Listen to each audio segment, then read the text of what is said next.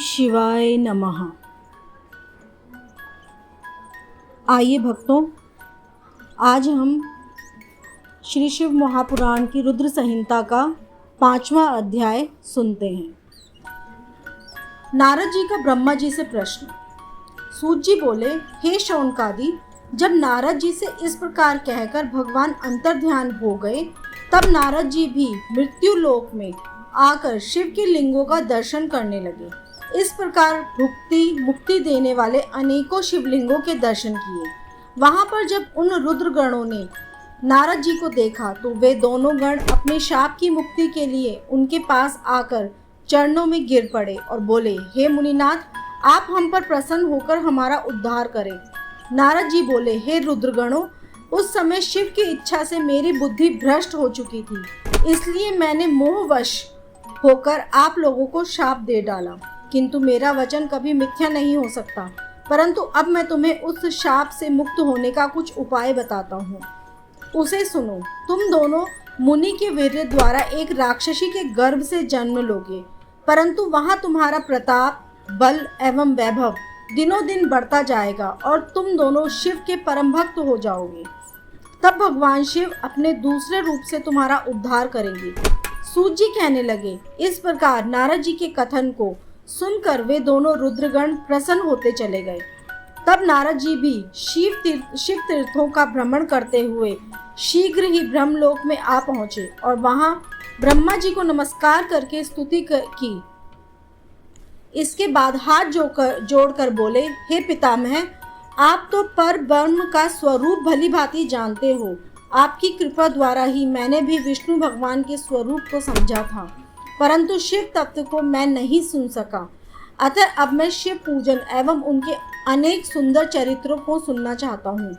वे शिव सृष्टि के आदि में किस प्रकार रहते हैं तथा सृष्टि के मध्य में उनकी कैसी लीला होती है और अंत में अर्थात प्रलय काल में वे सदाशिव महेश्वर कहाँ निवास करते हैं। वे सदाशिव किस प्रकार प्रसन्न होते हैं और वे प्रसन्न होने पर क्या क्या प्रदान करते हैं। आइए अगले अध्याय में 5वां अध्याय संपूर्ण। आइए अगले अध्याय में हम सुनेंगे कि कैसे भगवान प्रसन्न होते हैं। 6वां अध्याय, ब्रह्मा जी द्वारा तत्वों का वर्णन। ब्रह्मा जी बोले, हे ब्रह्मन, महाप्रलय के समय सब स्थावर जंगमों के नष्ट होने पर जब सूर्य ग्रह एवं समस्त तारों से रहित होकर अंधकार में हो गया था, तब चंद्रमा, दिन, रात, अग्नि, पृथ्वी, जल कुछ भी नहीं था।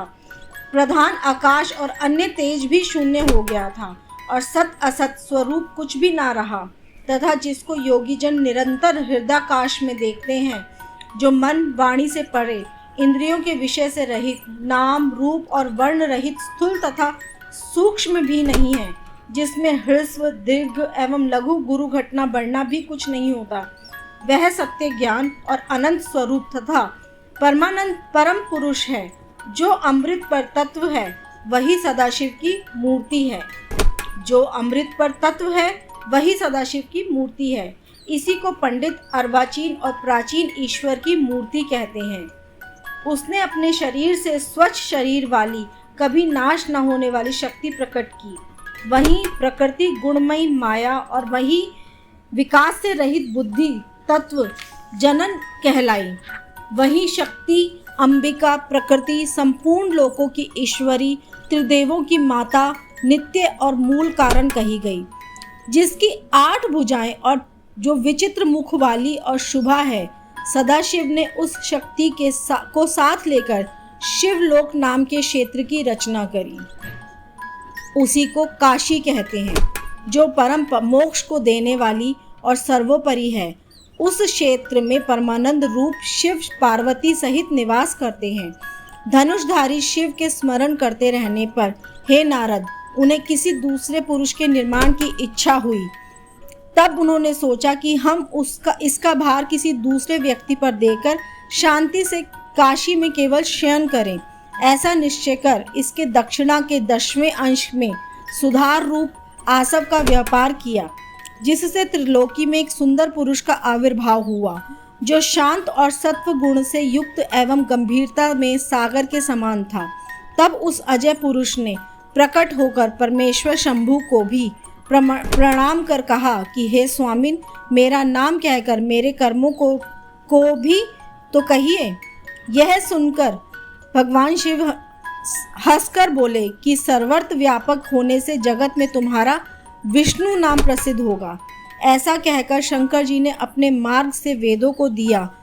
तब अच्युत ने शिव जी को नमस्कार करके महान तप किया और शिव जी अंतर ध्यान हो गए। विष्णु ने दिव्य 12 वर्ष तक तप किया, किंतु तब से लेकर तब तक उन्होंने अपने मनोरथ का कभी दर्शन नहीं पाया, यानी अपने भगवान कल्याणकारी शिव जी का दर्शन नहीं पाया। जब उन्हें इसकी चिंता हुई तो शिव जी ने यह शुभ वाणी उत्पन्न की कि तुम अपने मनोरथ रूप का पुनः तप करो। तब विष्णु भगवान ने पुनः बहुत दिनों तक तप किया। तत्पश्चात शिव जी की माया से विष्णु ने के शरीर से अनेक प्रकार की जल धाराएं निकली और वह सब जल शून्य से व्याप्त होकर फिर ब्रह्म रूप हो गया, जिसके स्पर्श से समस्त पाप नष्ट हो जाते हैं।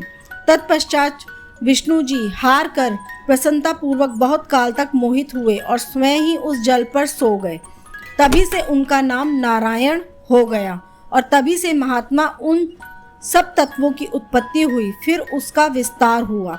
पहले प्रकृति से महान और महान से 3 गुण उत्पन्न हुए, फिर उसने 3 गुण और भेद वाला अहंकार उत्पन्न किया, उससे तन्मात्रा, उससे पंचभूत और उससे नेत्र, कान, नाक, जीवा और त्वचा, ज्ञानेंद्रिय तथा वाणी, हाथ, पैर, गुदा और उपस्थित कर्मेंद्रियां